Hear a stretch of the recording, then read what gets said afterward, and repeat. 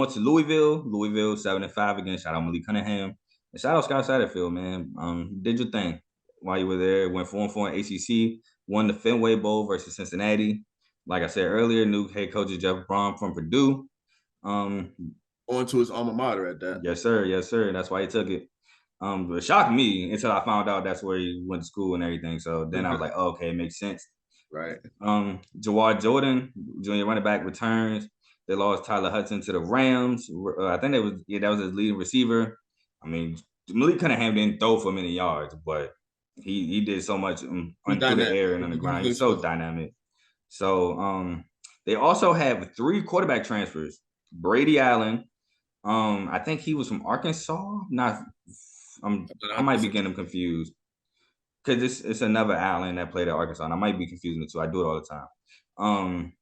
Then they got Harrison Bailey, transfer from UNLV. And they got Jack Plummer, the transfer from Cal. I actually like Jack Plummer. I don't know if they announced the starter, but if they will, I think it'll be him. I think Jack Plummer probably will fit more of Jeff Brom's style anyway. I think he has a relationship with Jeff Brom, if I'm not mistaken. He probably maybe. I'm not sure. But I want to say he was at Purdue, and I think he's like a 2-time transfer. I will have to fact check that, but I'm not sure. I just remember him at Cal for sure, though. 24th overall ranked recruiting class was actually really good for Louisville. Ace, tell me a little something about Louisville. Well, I know Louisville lost a lot of production from the draft and graduations and things like that. But Louisville is always like pretty solid. I believe they led the ACC in sacks last year. They were second in interceptions, so that says a lot about their defense. They have about 6 defensive starters back, so that should help them keep that momentum going. Like you said, I think Jack Plummer is a great addition for them and probably may win the starting job, I would think.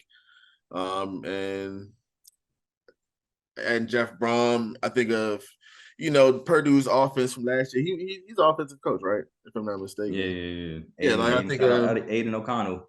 Yeah, exactly. I think how Aiden played, and they definitely could put up points when they had the opportunity. So I think it could lead to an explosive offense with them if they have a solid defense behind them. Who knows?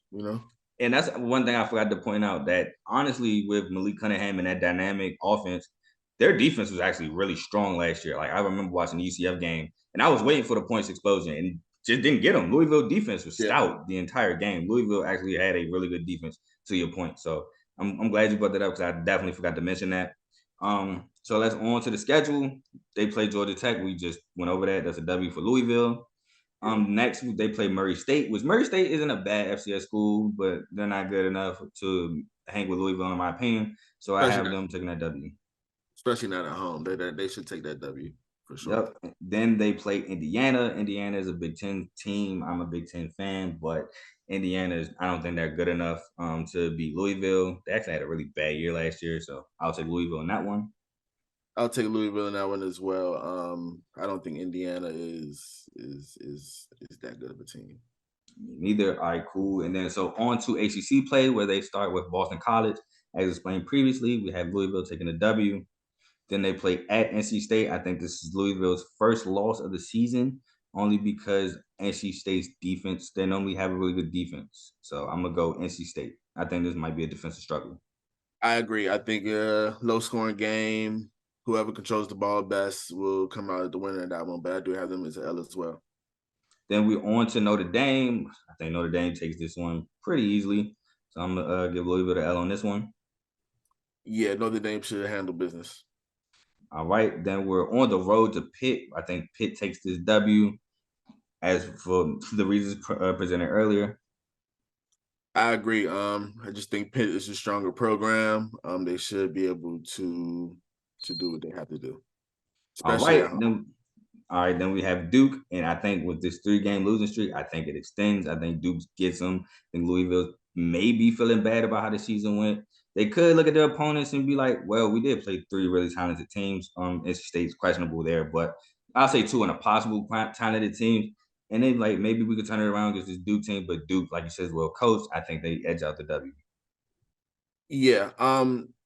The funny thing is, I was actually going back and forth between these 2 games because I originally had them winning against Pitt, but Yeah, I think they may beat Duke. I think this is maybe one of those times where I think I get the vibe that Louisville is going to be one of those teams that wins games that they shouldn't and loses games that they should. I mean, wins games that they shouldn't and loses I games got that you. yeah. I got you. And I mean, to be honest, I think, like I said, I think Duke edges out Louisville, but I wouldn't be shocked if Louisville beat Duke. So Yeah. I'm there. Virginia Tech is next at home. I think they beat Virginia Tech. Yeah, they should. They should. Then they play Virginia. I think they also beat Virginia. UVA just looking like UVA now. UVA had a resurgence for like a year or two, and now it's looking like it's coming back down. Yeah, they're in the dumpster right now. They're definitely taking the L. All right, then after that they play at the U. I think the U gets this one at home. All the factors. I think the U takes it. And Yeah, my bad. No, I agree. Even if it's late November, we should definitely be super geared up and ready to play them.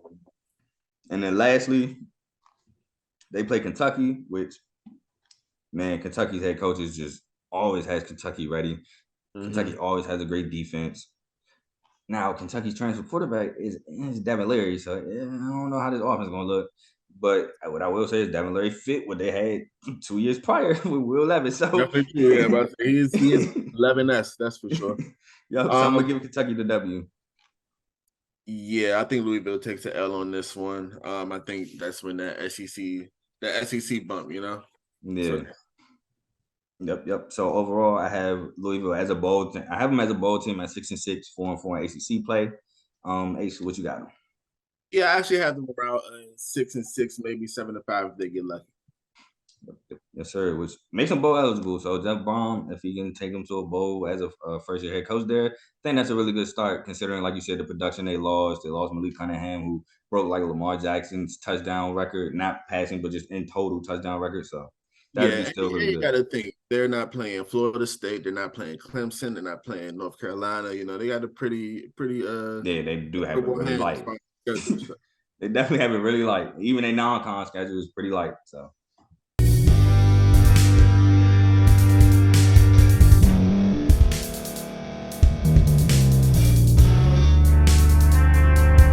Thank you for staying to the end. If you're watching this on YouTube, please like this video, subscribe, and also hit that notification button so you can be notified next time we put out a video. If you're listening on any podcast platform, subscribe and hit that notification button, y'all, so you can be notified we put out another podcast audio. And last but not least, hit that share button. No matter what you're listening to or watching it, hit that share button and send it to somebody that you know that would love to watch this episode you just listened to. So once again, thank you for staying to the end, and we'll see y'all in the next episode.